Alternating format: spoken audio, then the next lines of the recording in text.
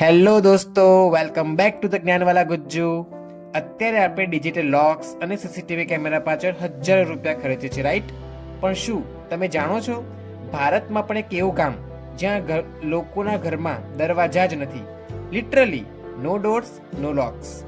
Yes, you heard right about it. I am talking about the મહારાષ્ટ્રના અહેમદનગર જિલ્લાના શનિ શિંગણાપુર ગામની. અહીં શ્રદ્ધા એટલી પાવરફુલ છે કે ચોર પણ ચોરી કરતા ધ્રુજે છે. તો ચાલો જાણીએ અજીબ પણ એક સત્ય હકીકત. સો ફ્રેન્ડ્સ, આ પરંપરા આજકાલની નથી, પણ સેંકડો વર્ષ જૂની છે. કહેવાય છે કે જ્યારે એકવાર ભારે પૂર આવ્યું ત્યારે શનિદેવની એક વિશાળ કાળી શિલા વહેતી વહેતી આ ગામમાં આવી. ત્યારે એક ગોવાળે ત્યાં લાકડી ડાળી, પણ તેમાંથી લોહી ટપકવા લાગ્યું. ત્યારે જ શનિદેવ તેમના સપનામાં આવ્યા અને એમને શરત મૂકી કે મારે કોઈ છત કે મંદિર બંધન જોઈતા નથી, મને ખુલ્લા આકાશ નીચે સ્થાપિત કરો. બસ ત્યારથી જ શનિદેવ અહીં ખુલ્લા આકાશ નીચે બિરાજમાન છે અને આખા ગામની રક્ષા કરે છે. હવે સાંભળો એકદમ ઓથેન્ટિક વાત.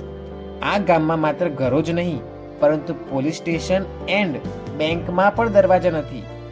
આ જાણીને તમને એકદમ આશ્ચર્ય થશે કે 2011માં યુકો બેંકની એક બ્રાન્ચ ખોલવામાં આવી, જેના મુખ્ય પ્રવેશદ્વાર પર કોઈ જ તાળું લગાવવામાં આવ્યું નથી.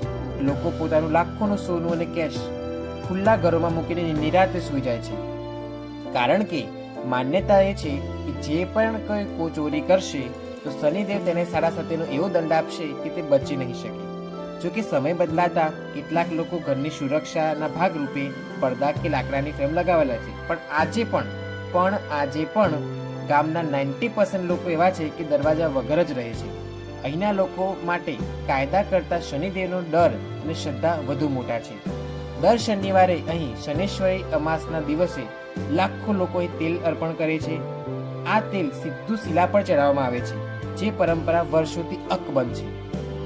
સો ફ્રેન્ડ્સ, શનિ શિંગણાપુરની આ વાત સાબિત કરે છે કે શ્રદ્ધામાં કેટલી તાકાત હોય છે, રાઈટ?